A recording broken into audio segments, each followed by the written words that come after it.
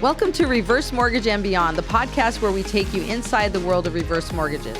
I'm Cheryl Scheidell, and I have been in the mortgage industry since 2002 and have specialized in reverse mortgages for the past 10 years. We'll cover topics like reverse mortgage basics, purchasing a home, and the myths about reverse.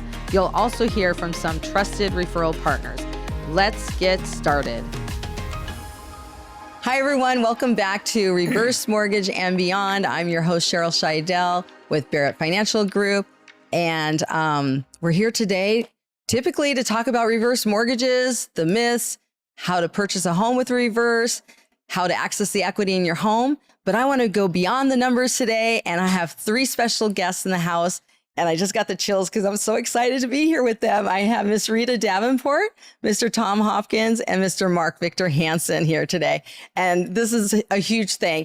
I've known them since the late 1990s in different capacities. So what I'm going to do is I'm going to introduce each one of them, how I know them, what they've done for me in my life, and then ask them a couple questions. Then what we're going to do, I'm just letting them know for the first time today. Then what we're going to do is we're going to do just like a round robin, some questions and, stories that you might want to share and, whatever we like to do. And then the books that we have here. So what I'm going to do is let you know who we have in the house. So Miss Rita Davenport, I have to read all these accolades here because Miss Rita Davenport, Success Magazine calls her the home. This is my watch. Okay. The Hope Dealer. And she is a founder of the charter member of the National Speakers Association, a Hall of Fame speaker with the NSA, a recipient of the Spirit of Philanthropy Award. She's also been inducted into the Arizona Broadcast Association Hall of Fame and Network Marketing Hall of Fame. She has, let's see here. She took a direct sales company from 9 million that was already established for 10 years, yes. And she took it to 1 billion in sales in less than 10 years. So Rita's influence spans of decades of generations from blending humor, heart, and transformation in a way few ever imagined. So Rita, thanks for being here. Thank you. And from what you described, yes, I walk my talk. Okay. That's what I do. Yes, you do. I do. Yes. Another story I was just sharing with Rita. Another story from that book was I was just sharing with her. I'm like, was it you that you were up on a stage and you reached into your pocket and you had a picture of a ring and you were wearing that ring? Yes. It's just like what you think about, you bring about. That's right. Mind your mind. Energy follows thought. What you think about, you do bring about. Yes. So we're more powerful than we know, and we need to tap into that, correct? Yes. Sometimes I'm like, why don't I do this more often, right? So Rita, based on everything you've seen and experienced, what message do you believe people, especially women, most need to hear right now? Well, I think be careful who you hang around with, because one pessimist can pull 10 optimists down easier than 10 optimists can pull one pessimist up. And there's some people that you have to bless and release, and you have to let them go because they can drag you down. So evaluate how you feel around certain people. I've been called, you said, the hope dealer, because I always teach what good are low hopes. And when I'm around people, I make sure that I raise their expectation and hopefully that they have more hope then and it's something to look forward to. So who you spend time with, I mean, these are dear friends of mine that I have known since I was 12 years old. Okay, maybe 11. But these people have been such an influence in my life. And it just goes to show you that who you're around can have such an impact on how you feel about yourself and what you do with all the talent that God has given you to do. So it's amazing who you spend time with can affect you that way. And I love that, Sam. I just have to keep that one. Bless and release. That's right. Because I have a couple of those that I need to bless and release. You say cancel. When you have a negative failure thought, you say cancel. Yes. And erase it and then replace that thought with something positive. Yes. That you're, I've been getting back into that habit. When I heard you say that again, I was like, oh, cancel, right? And mind your mind. And then this is one of your newest books, Funny Side Up, Success Help Publish with that. Yes. And you go through humor with this book, right? Yes. Humor, it's amazing what humor does. First of all, it's therapeutic physically for you to laugh. And even Harvard University has said that, laughter, you retain what you're learning. That's the reason I use a lot of humor when I speak. You retain what you're learning if you're laughing while you're learning it. And so that's just so important. That's the reason I've been effective with that. and make people laugh. Yes. And Rita was a guest at my Arizona Women of Impact meeting a couple days ago, and she had us rolling. She was just like, how much time do I have? And I'm like, keep going. Everybody was just having a blast. So it was awesome. It was fun. We Thank had some you. great feedback on that. Thank you. So Rita, is there one particular story from your life or career that you feel especially called to share today? Something you really want to make sure gets out to the masses? Well, I just think being nicer than necessary. I think finding people, saying something positive to somebody that you've just met. It's amazing how it makes people feel. Everybody's got an invisible sign on them, and it says, make me feel important. And people do work harder for praises than they do for raises. And so saying something to somebody, I mean, I'll be honest, sometimes you kind of have to make it up a little bit. I'm not saying to lie or anything like that, but, enhance it a little bit. But it's just amazing. I got ready to fly to Denver to do a speech, and I don't usually fly the same day I speak. And I said to the ticket agent, I love your haircut and those earrings are so cute. I said, I got a speech. I usually don't fly the same day. I hope this goes okay. And I was just being nice to her. Well, the flight was canceled. Mechanical problem. If you get a mechanical problem, you want it on the ground. So she came and said to me, she said, you have carry-on. There's two kinds of luggage, carry-on and lost. She said, you have a carry-on bag? Yes. She said, well, come in. I need to get you on another flight. She took me to another carrier. Wow. Because I was saying nice things to her. So anybody can do that. And I think you said, even if you have to go down to their shoes and Yes, say, hey, all beautiful the way. shoes. Yeah, Right? all the way. Your ankles are nice. Whatever it is, Right. I mean, it's just amazing the power that you have, and use it. And if you don't use it, you lose it. So Well, and I try and do that myself. I try to put it out there. But after we had that conversation, I was in Costco and a lady came up to me. She's like, you have really pretty eyes. And I'm like, wow, thank you. It made my day. So exactly what you're saying. I was at Costco one time, and I said to a lady, you have the prettiest T-shirt. That color is so good for you. And when about shopping, she came to me, she said, thank you for that. She said, I'm in chemotherapy right now. And she said, I didn't want to come out today because I thought I looked awful. And she said, what you said just gave me so much confidence. So you don't know what people are going through. You don't. But you certainly can help them by saying something positive. Yes. Yeah. Thank you. All right. We're going to come back to you soon. So Mr. Tom Hopkins. Hello. Yes. Good to see you again. And by the way, I had all of these speakers on my radio show. AM 960 is a reverse mortgage right for you. So individually, they came onto my show, and I have to get rid of my phone here, my watch. Oh my goodness. So anyway, I had all three of them on my show. And so it's just nice to have them back here today. And so Mr. Tom Hopkins, I met in the late 1990s in the Bahamas. He was a speaker at one of our events, and he's in real estate, and now I'm in real estate. So that was kind of cool. And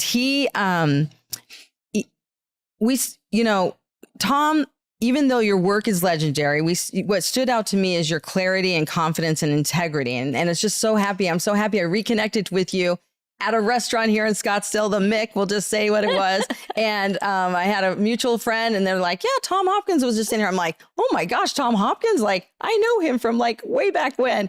So we reconnected, and it was just nice to go have you on the show. So Mr. Tom Hopkins is internationally recognized as the world's #1 authority on sales training.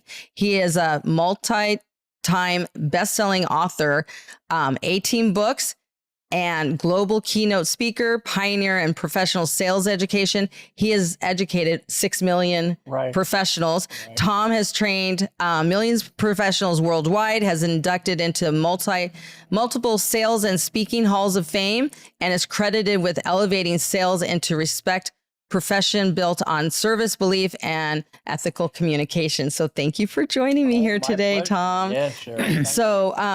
So a question for you would be, what mindset or belief do you feel has been the single biggest contributor to your longevity and continued success?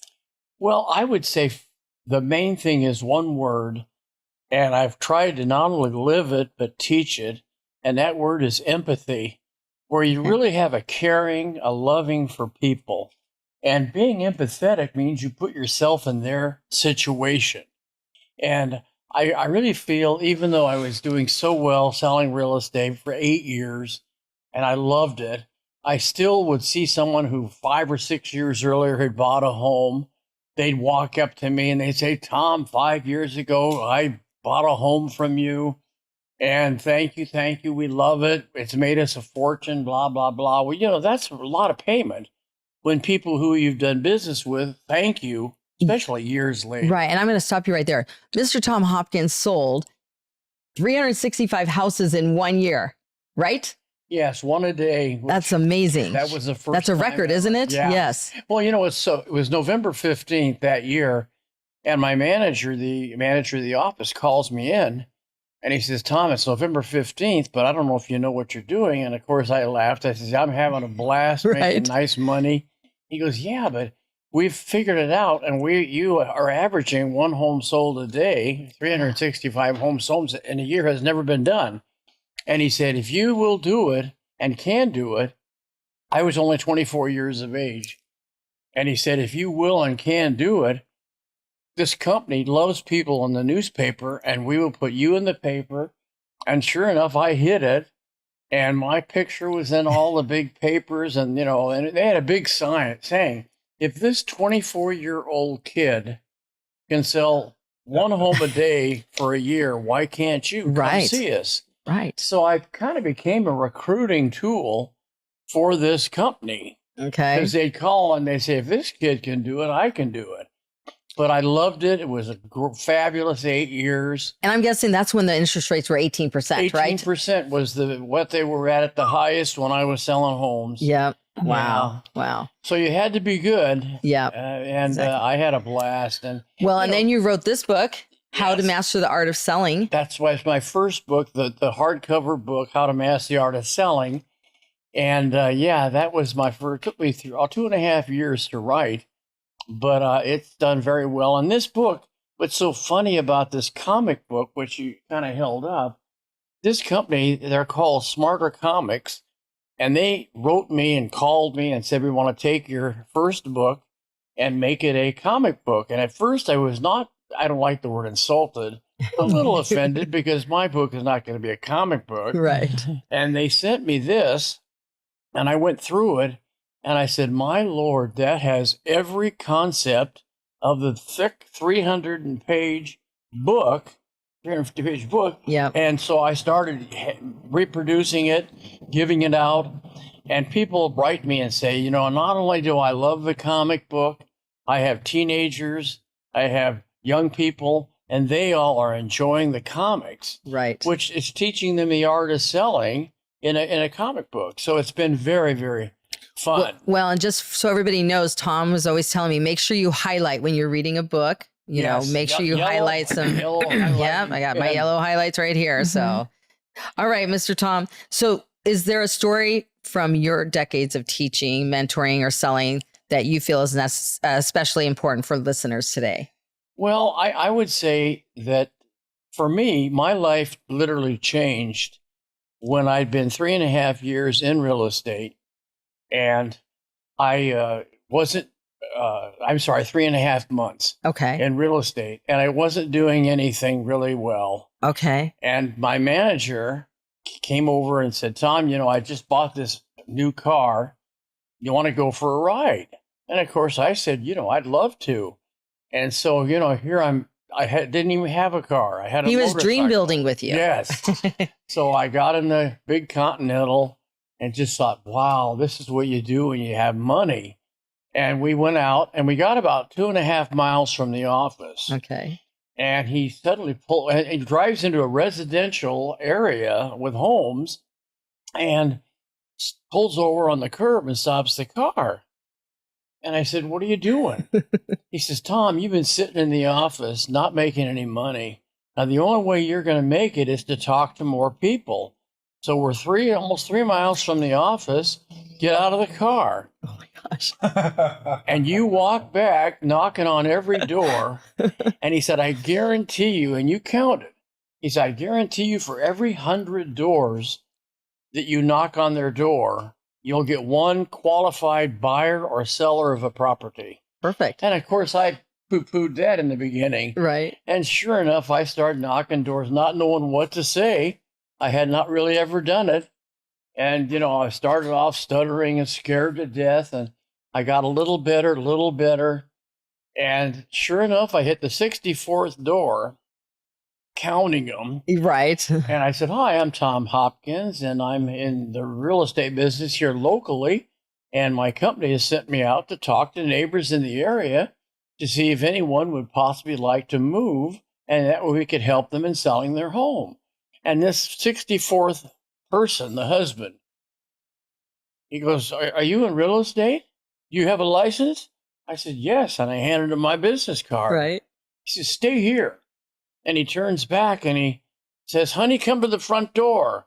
Well, his wife comes to the front door and he says, this young man is in real estate. Here's his card. She says, you have a license? I said, yeah. She says, please, young man, come in. Well, now I'm scared to death. And the first time someone says, come in. Right. Well, I walk in and we sit down at their table and, I started, kind of just talking with them. And sure enough, I ended up getting the listing on that property eventually. Right. But that's when I realized that the key to really any sales profession is talking to more people. Okay. And I became a knock door specialist, and I knock doors every day. In fact, for almost 3 years, I probably averaged 50 doors a day if we were to average how many people I knocked on. Wow. And that's how I really became the top person in this company of almost 400 salespeople, primarily because no one else really knocked that many doors. Because what I found is if I knocked on a stranger's door, eventually they would say, he's a nice young man, kind of you to come by. But once in a while, they'd say, please come on in. This one person, again, as I said, asked me to come in, and he and his wife asked me to sell their home, which knocked me out.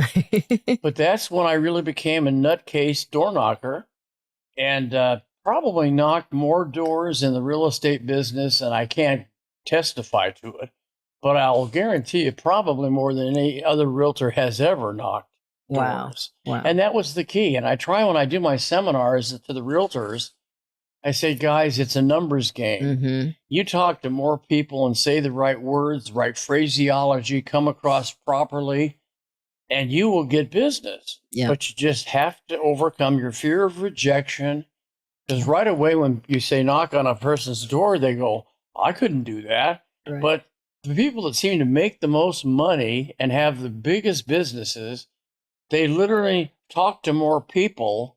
And that's putting their heart on rejection line to where they could be told no, yelled at. I had people slam doors in my face. And, if they slammed the door, I made a goal. I'd laugh. And if they got mad at me, I would walk away and laugh. Right. And I laughed every time I got rejected, which now made it a game of saying, I don't mind rejection. I want it. So I can have so you can fun laugh. and laugh. Yeah, exactly. And that's really how I knocked on so many doors. Well, and good for your manager for doing that. Yes. I will never forget that because And did he do that with more people after you? Oh, yeah. Okay. Oh, yeah. But no, I was sort of the first one he did it with because none of the other guys really sat around like I did when I was young. Okay. And he just dragged me out, made me knock, and my life changed. Everybody says, Tom, did you have a life changing or something that you'll never forget? And it was the day I got thrown out of a car in the street, no way to get back but walk. And as long as I was walking, why not start knocking? Right. And you got your steps in, right? That's right. I got my steps in Right. and my knocking doors. Right.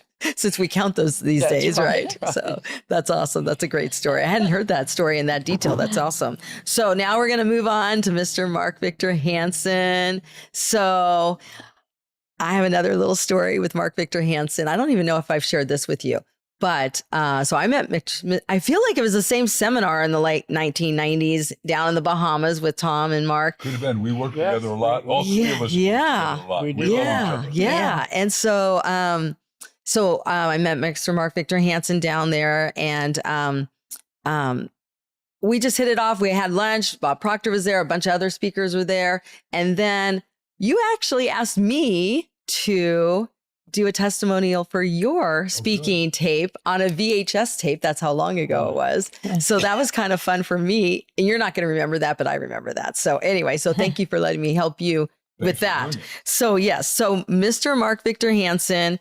is the co-creator of Chicken Soup for the Soul series, one of the best-selling book franchise in history with over 500 million copies sold worldwide. He is a multi-time New York Times best-selling author, international sought-out speaker, and a transformational teacher in success, vision, and possibility thinking. Speaking and thinking. So, Mark, when you reflect on the impact of your work, what moment still moves you the most? The fact that it worked. It's like Tommy, I had no better sense. And once I started talking to people, I'm bankrupt. I'm upside down. It's 1974. I've been doing colossally good things, but he and I hit exactly at the same time. Interest rates were 18% and nothing selling. And I go hear a guy speak, Chip Collins, who was a good friend of Tommy's long ago. He only would work the 5 boroughs. And back then, you remember, we didn't have lavalier mics. That's they right. weren't invented yet. I mean, you watch and go, holy cow, what do you mean? You didn't have a cell phone? Right. We didn't. And he burned out his voice in 3 hours, but he took a dead audience and brought them to life like the three of us have done again and again.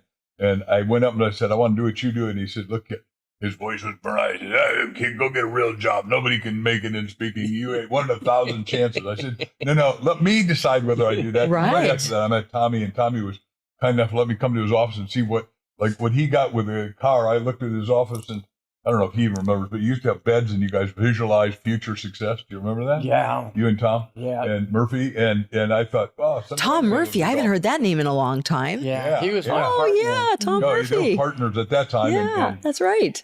so I partnered with Chip and a few other people and then joined NSA when it was Just brand new. Three sitting here. Miss Rita was the only female founder, Yeah, correct? Right, but there were only Yes. 17 of us, and Wow. $500 to me then was like 50 grand now. Right. And Tommy, I didn't ask him, but he would probably lend it to me. Anyhow, the business has been really good. We've done $2 billion at retail and $1 billion in licensing of books. And what's the backstory on Chicken Soup and how long it took to get that out? Wasn't there? First of all, it took us 3 years to write it. Jack had sold a lot of copies of 101 Ways to Build Self-Esteem in Classroom. I'd sold 360,000 copies of Dare to Win in big audiences because at that time, Bob Proctor and I owned a company called $1 Million Forum, and we were traveling literally all over the world. We'd go to Singapore, and Tommy's been to Singapore as much as I have, probably 10 or 12 times I have. Have you been more? No, probably 10. Yeah, but we had 5,000 to 10,000 people at a time, and they all bought. I mean, we're talking, these are really rich people, but they were hungry for it. And at the time, I got to meet Senior Minister Lee, and I'm sure you did too, the guy who built this little country cut off from Malaysia.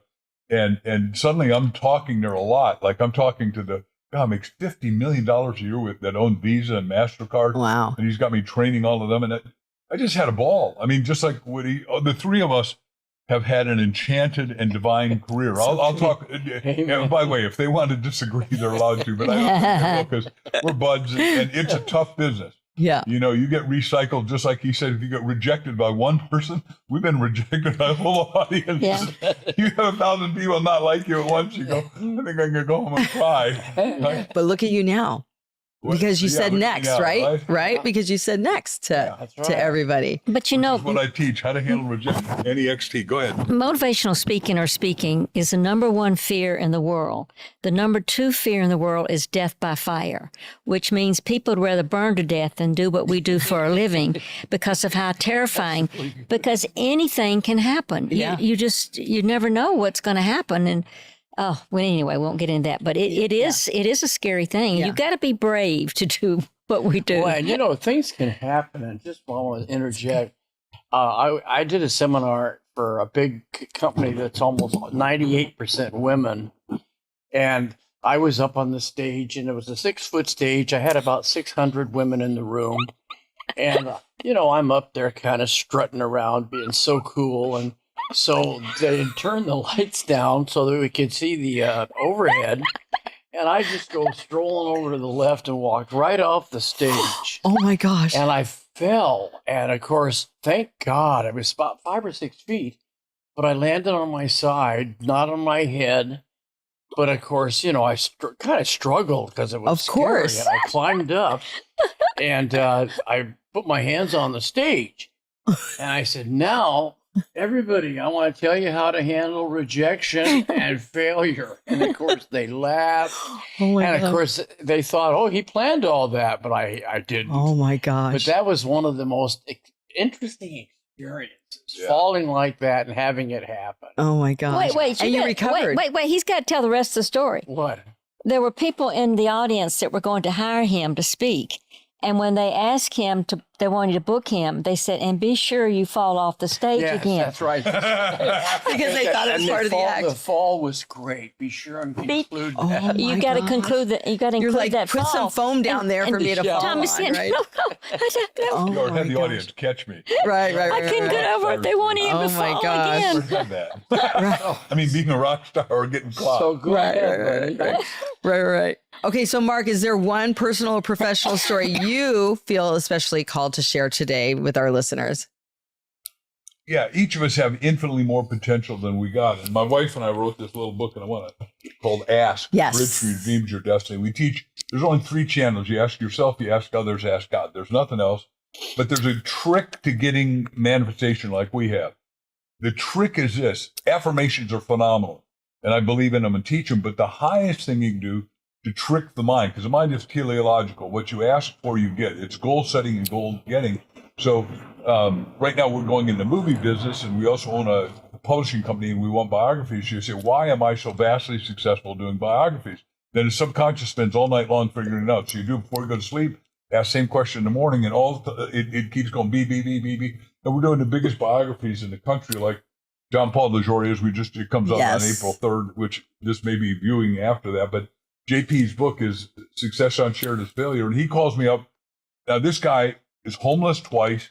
And then he built a little company called Paul Mitchell, 37,000 beauty salons, 103 countries, makes $1 billion with that. Then he starts a tequila called Patron, and does 100 million bottles a month because he's. I didn't realize he was behind Patron. Yeah. He Wow. just sold it for 5.2 billion, and now he's got a new one out. But he owns 40 companies now in a gold mine, and we're doing some stuff that no one can believe. Like if you go buy a book and take a picture with it, they get to come and have a meal with Paul and I. Somebody, I mean, somebody's going to win out of. We think millions will buy it, but the point is, we'll pull the hat, and they get to sit with us for 2 hours at lunch, ask us any question they want, any business question, and ask if they want money from us, but we'll tell them exactly how to build their business. And no one's ever done that except Warren Buffett, and we think we're going to kick butt with it. But the point is, you got to ask questions right before you go to sleep. And my question was, how do I become world's best-selling author? And then, so we've done $2 billion at retail and $1 billion in licensing, because I thought, wow, licensing, what a cool business that would be. And I'd read the books by Spielberg and Lucas over a weekend. I said to Jack, we're doing it. He said, what do you know? I said, nothing. But in a year, in our business, we teach, meet everyone, study everything, go to meetings. And in a year, I knew more about licensing than anyone, because no one's intensive about whatever they do. He was intensive about selling and sold more than anybody. She got intensive. I don't know if you want to talk about your infomercials, but they said down in the South, well, she came from down in Tennessee, down in Franklin, Tennessee. Yeah, we talk about that on the show. She done good. And I've got teeth, Yes, too. yes. Two of them. Yes. All my teeth. She's not missing any of them. So, but to your point with the book, Ask, look what I did. I asked, and here you all are here. Yeah. Right? I never imagined that this would happen. And now I'm happy that it has, because I asked. Yeah. And so thank you. You have not if you ask not. Correct. Okay, so now what we're going to do is I'm just going to go around, and I've just got some roundtable questions. Anybody can answer, but who wants to tell the story of how you all initially met and what you remember most about the season of your lives and careers in that time? She is. Okay. Well, first of all, I hired both of them. We needed the work. They weren't doing as good at that time, but I felt sorry for them. So I But you hired hired them. them for what business were you in? Or what did you Speaking have? for Arbonne, a company, a network marketing company I was president of. And they did such a great job. Is this the women's company that you were talking about that you fell off the stage? No. Oh, okay. No. Just double checking. It was another company. Okay, just double checking. But they did for my company then. was amazing because they gave them ideas, they gave them examples and motivated people and inspired people and gave them hope and direction. And it was powerful. And when I came on board, that company was 10 years old. They'd never had an outside speaker until they'd seen my infomercial, and they had me come and do a speech. And then I convinced the founder that if it becomes incestuous if you don't bring in speakers and get ideas and exchange this kind of information. You have to have this. Yes. And it took the business all the way to the next level. Oh my gosh, yes. Can I hitchhike on it? Yeah, absolutely. We're all in adoration of everybody in our business. But the point is, everybody out there, which only 3% of the people ever hear somebody like us. Yeah. Now, today, you can go on YouTube, you can go to TikTok, you can go a lot of places, but you need to pick up on self-help action people like us, whether it's the books, whether it's the videos, whether it's historically, we've got audios that are on, at thrift books. You can buy my pre-used books for like $3, so you don't have to pay $20 anymore. So, and I don't have any, what we want is we want the world to become 100% successful physically, financially, spiritually, and emotionally. I think I speak for all of us. Yes. Got it. Yeah. Perfect. And there's no downside, because here's the deal. Here's what one of my favorite presidents, Jefferson, he said, look, if my candle's lit and yours, for whatever reason, been blown out by the world, light yours and mine. Doesn't take anything from mine, makes it 404-fold brighter. Right. Collectively, we've talked to hundreds of millions. Just our infomercial, just his infomercial. And I've done infomercials. All three of us we're doing everything we can. And now we've hit a brand new time where Roku came to us this last week and said, hey, look, this book Ask, we started with a fable of Michaela because I'm Danish, and the top fabulist in the world is Hans Christian Andersen. And 147 fables you didn't know you knew. Because you know Ugly Duckling, The King Has No Clothes, humma, humma, humma. Right. So they said, well, we want you to do the content, and we have 500 million subscribers. Now, this is really interesting because they invented it for Netflix, and Netflix kicked out Anthony Wood, just like Kodak invented dematerializing pictures into a phone. Steve Jobs saw it, said, I'll go patent that, and has now made 1 trillion pictures a year. We all do on cell phones and smartphones around the world. The point I'm making is that they have 120 million people a day listening to 4 hours of stuff. And they came to me and said, well, everybody in the industry, and will you enroll all of them on it? And right now, boys and girls, we're enrolling everybody. But the point is, they said, nobody's ever tried to do it. And you said you wanted to do it. Well, I've been wanting to do that for 50 years. And now, you implode. You're always a broadcasting and receiving station. But when you understand quantum physics, which my wife's a quantum physicist, is you start to connect the dots because you keep sending out in the universe. Pretty soon you find something that connects. In his case, what he was saying is, you knock, how many doors you knocked, but hundreds, 50 a day, I think you said. Yeah. Compound that over 365 days, that's almost 10 doors you knocked on.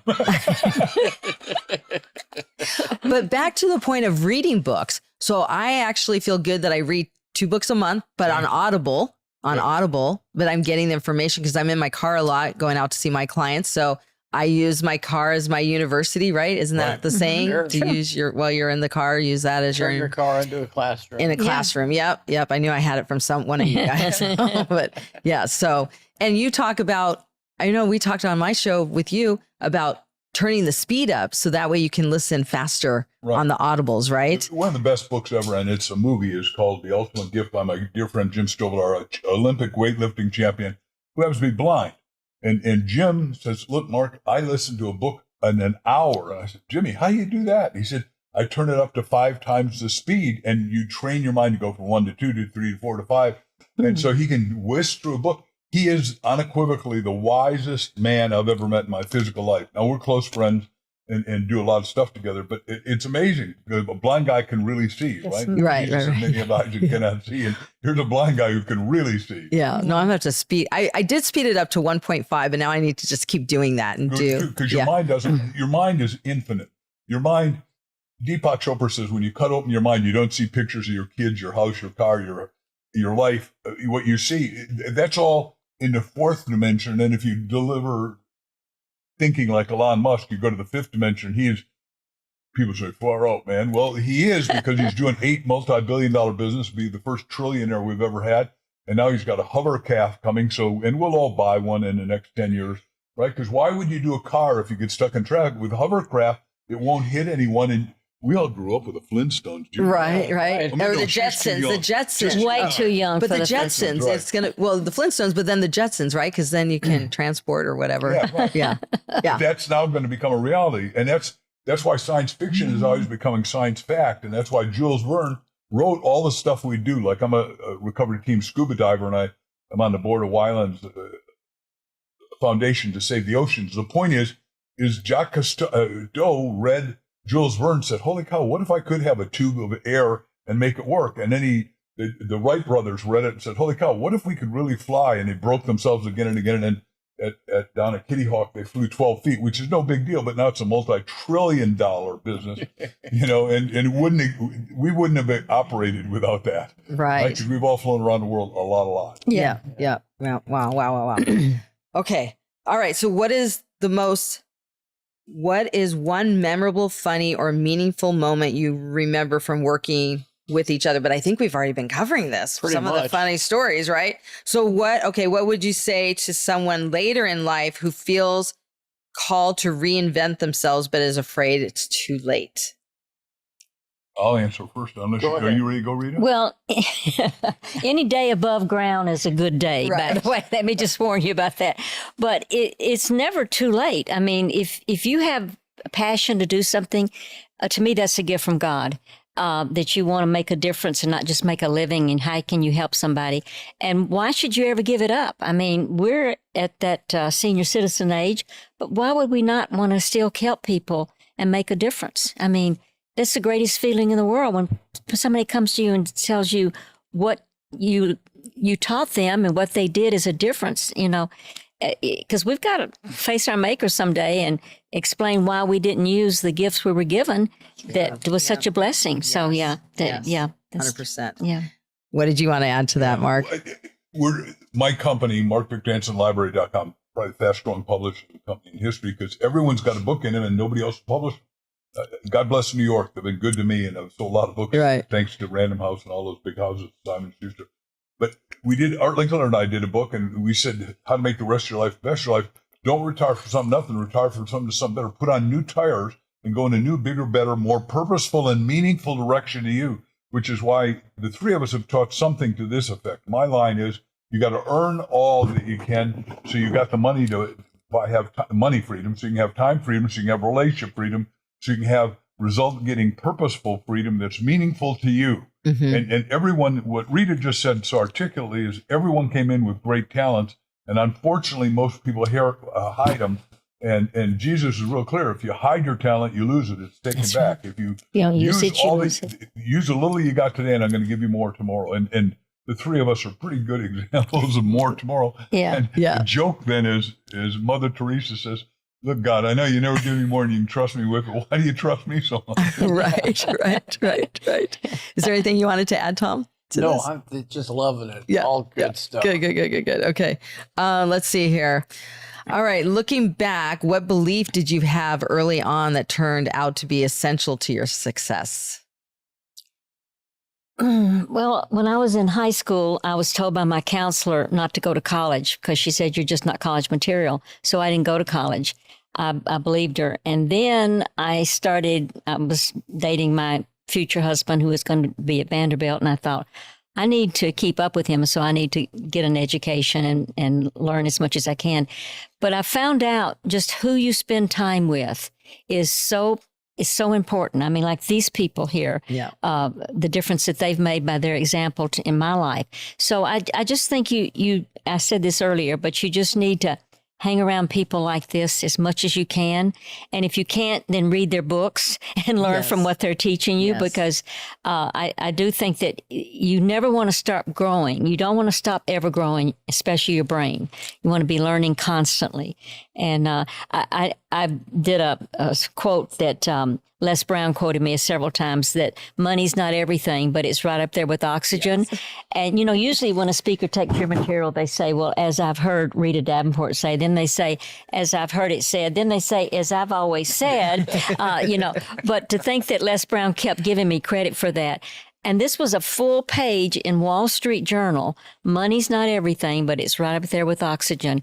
And my name's on it and everything. They used it twice and paid a lot of money for that idea. But it's that kind of, example.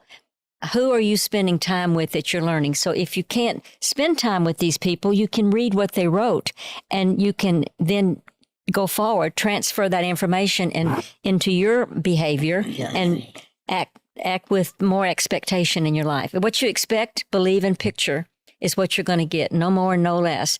And so what I teach people is to raise their expectation, because sometimes we can be told we're stupid, we're ugly, you're not ever going to have anything, and we believe that because we've heard it.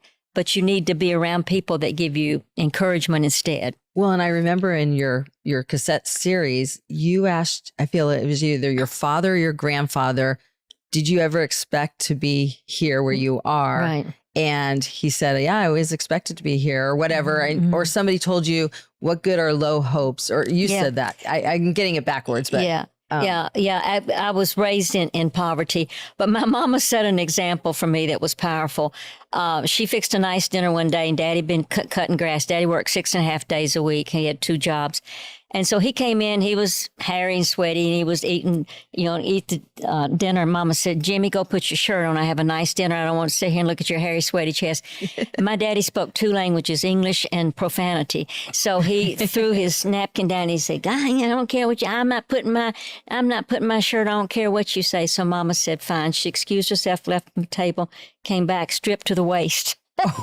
And Mama was kind of big, and she's cutting that pork chop, and Daddy threw his napkin, and he cussed. He said, I'll go put my shirt on. But my daddy never came to the table without his shirt on again, because Mama taught him, people teach you the way you let them. Right. So that was a great example. We learn the way we have to learn, right? Exactly. But he always came to the table after that with his shirt on. So I found out at an early age that, be nicer than necessary, but do people do and don't appreciate have low hopes. Yes, right. Raise your hopes, but don't and to expect. People would say don't expect much. No, expect a lot. Yes. The more you expect and picture, the more you're going to get. Exactly. Yeah. Exactly. And there can be certain things that just change your life. What happened in my life is I wasn't a real good student in grammar school or high school. I was probably a C student. And I went to college, which my father and mother were kind of old-fashioned at the point that they believed if you didn't have a college education and a degree, you'd never be anything. So I went for 90 days, and I came home, and my dad walked in when he got home. He says, what are you doing home? I says, Dad, I hate to say this, but college is not for me.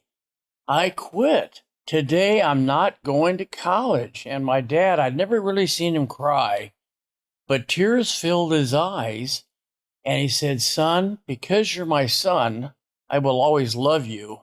Even though now, based on your decision to not go to college, I really know you'll probably never amount to anything. Aww.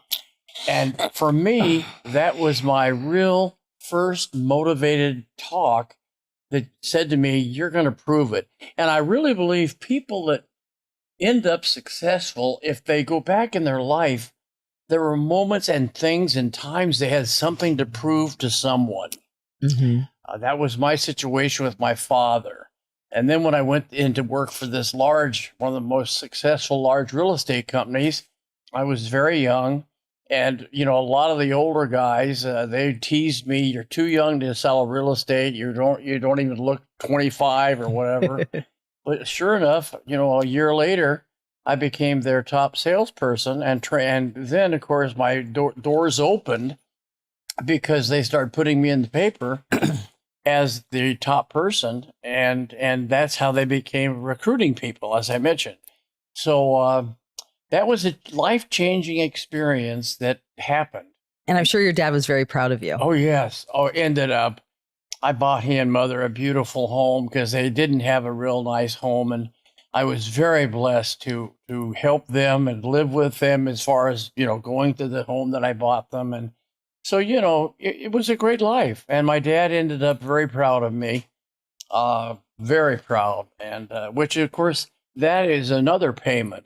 When the people and back then, even still today, your mom and dad are very important to you. Absolutely. And my dad was a good man, a great man in a way, but boy, to have him tell me I'd never amount to anything and look so ashamed at me, I just said, I'm going to prove it. And so what was a terrible thing became a life-changing experience. Well, you proved it to him, but also to yourself that you could do it. That's right. Yeah. That's great. That's great. Great story. Thank you. Mark, would you like to add I want to anything? hitchhike on what Tommy just said. And the point is, the reason people have to listen to people like us is that we've all come through trials, tribulations, travail, fiery hoops, all of which, most people stop at one. And when Jack and I were selling Chicken Soup of the Soul, we had 144 people turn us down. Now, people say, well, earlier you said a different number. And, the point is, we didn't go home to our wives and say, ex-wives now, but, you got these stacks and stacks of rejection. We got them. I've got them in my office. And, Yeah. because That was motivation for you, right? It was, yeah, because you were wrong and we were right. I mean, I would talk to an audience and everybody would give me a standing ovation. And they said, when the book comes out, we'll buy it. We gave out little coupons. Like I was talking at a church in Kansas City to 5,000 people. I said, now, we've given a tithe. Don't take anything out of your tithes or love offerings. But here's a book we got coming up called Chicken Soup of the Soul. It's going to change the world. The stories we've been telling are all out of that book. I wrote all the seminal stories and then Jack said, we got to put this as a book. Long story short, but point is, we had 20,000 people willing to buy the book. And when we went to the book fair and nobody would take us there, I don't know, I should do just one quick story. We're walking in. I've worked every day up until that day. Now we're at the Anaheim Convention Center, 60,000 people. We walk in, this guy with a beard down to his belly button comes up and kisses my two cheeks.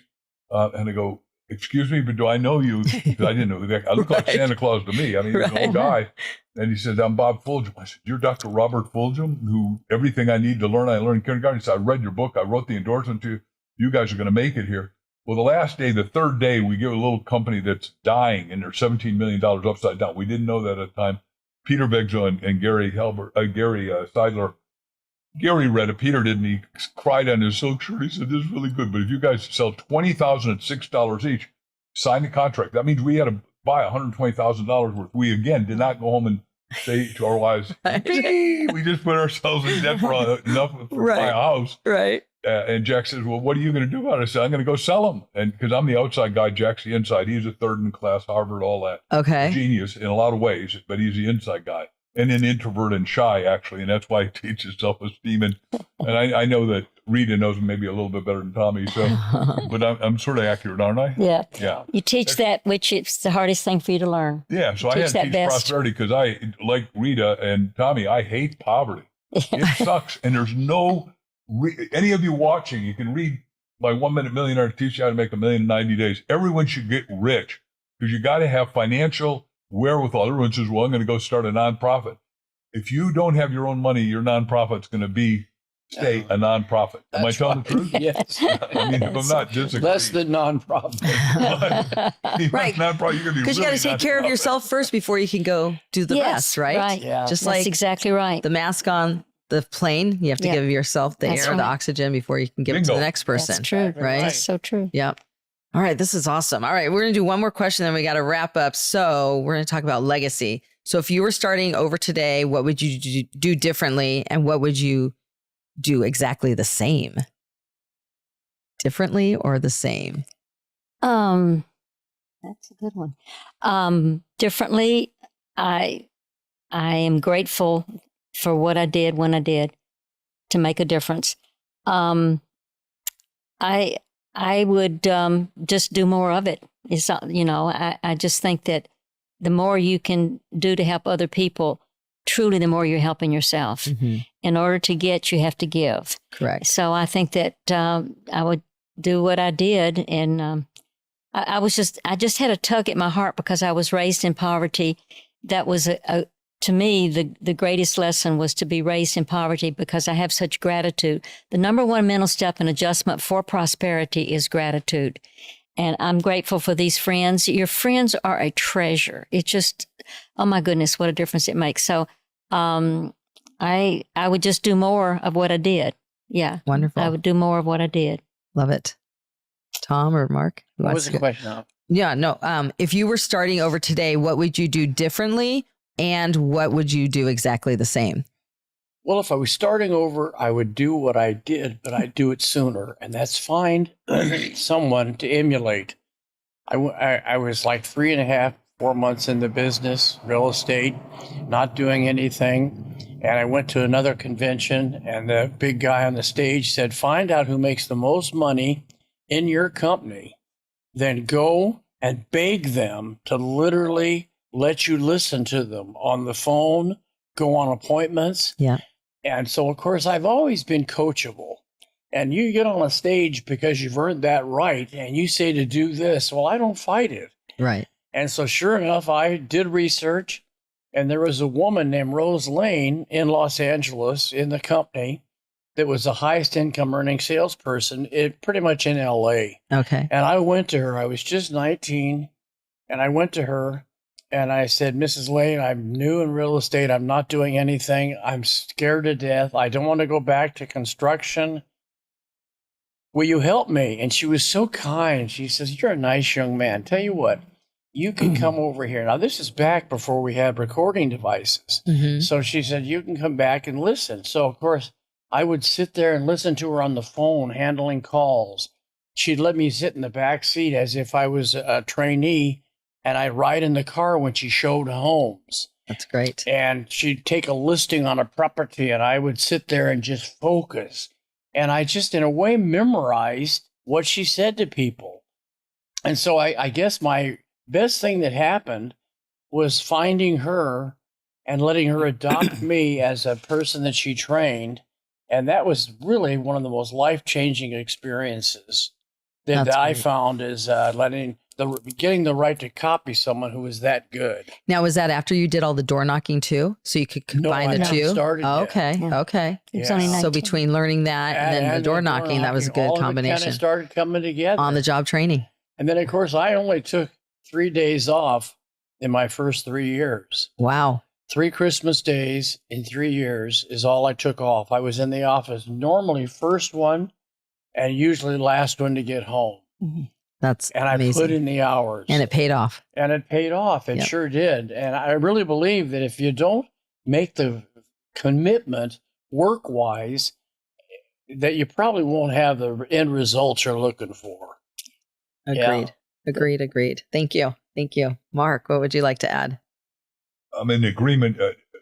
I was being trained by Dale Carnegie Institute. It's headquartered in Long Island, New York. I'm doing this for 6 months, and the top saleswoman was named Patty Babbitts. And I wanted to see what the heck she did, so I just sat at her desk. I didn't even ask, because I wasn't smart enough Tom to ask. So I just sat there. And what she did, ad calls go out on Sunday in the New York Times and the Post and all the big papers in New York.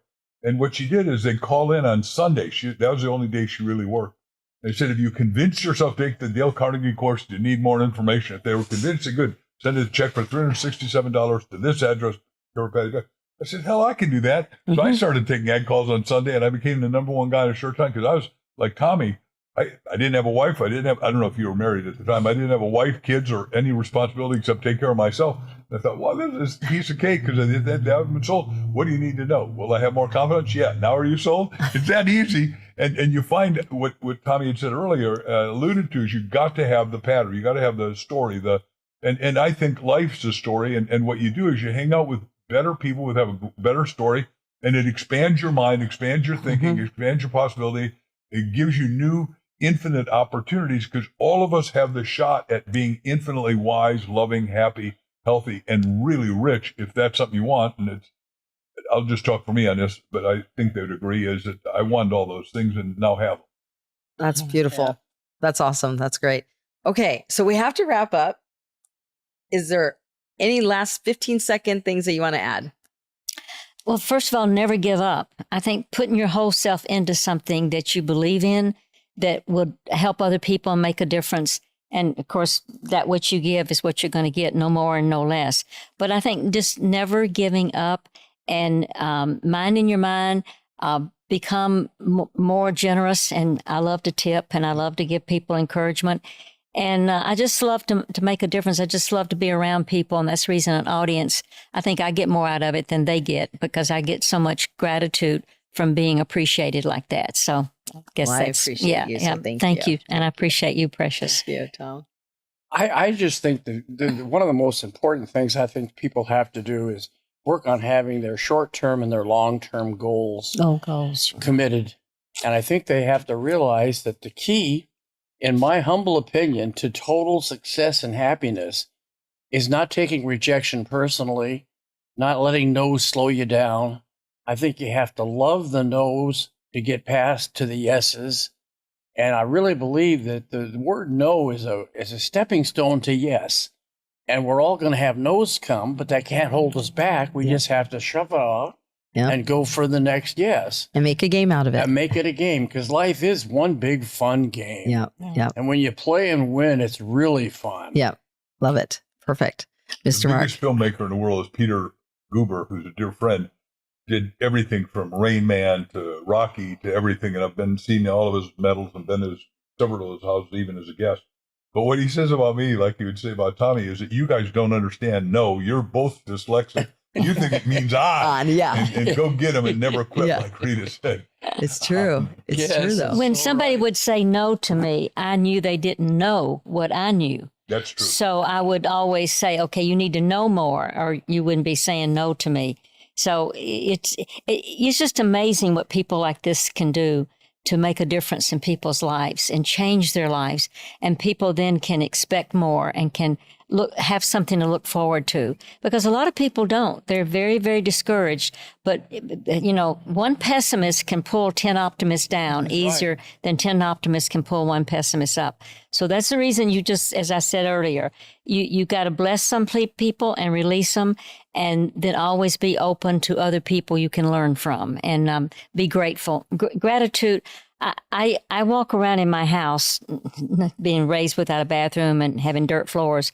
I walk around in my house saying, okay, God, look what you've given me. Now I've got to give back. I got to give something to help somebody and make a difference in somebody else's life, not just make a living. So, and in her mansion, which it is, it's so true. I mean, her home is absolutely a mansion. Well, I walk in and I just say to myself, I am so proud of what this woman has done. Yes. Knowing from the beginning to where she and her husband are today. It's just fabulous. And you got to see the moose that he's given me at Christmas time. I have a moose that will hold a 350-pound person. And how my grandkids and kids, everybody. A moose? What is it made out of? Well, it's made out of fur. But it's got full-size moose. Yeah. It's as big as this. I mean, you ought to see the people that come to my Christmas parties that want to get on the moose. So it's because of Tom that I'm so popular for people to come and get on the moose at Christmas time. And this is inside or outside in the backyard? Inside. By the Christmas tree. Door. By the Christmas tree. Oh, that's funny. When they walk in, they see the Christmas tree, and then there's this big animal staring at them. Yeah. They all go, oh, and then they want a picture. Can we get on? Can we get on? That's hilarious. That's hilarious. Yeah. Okay, any last words, Mark?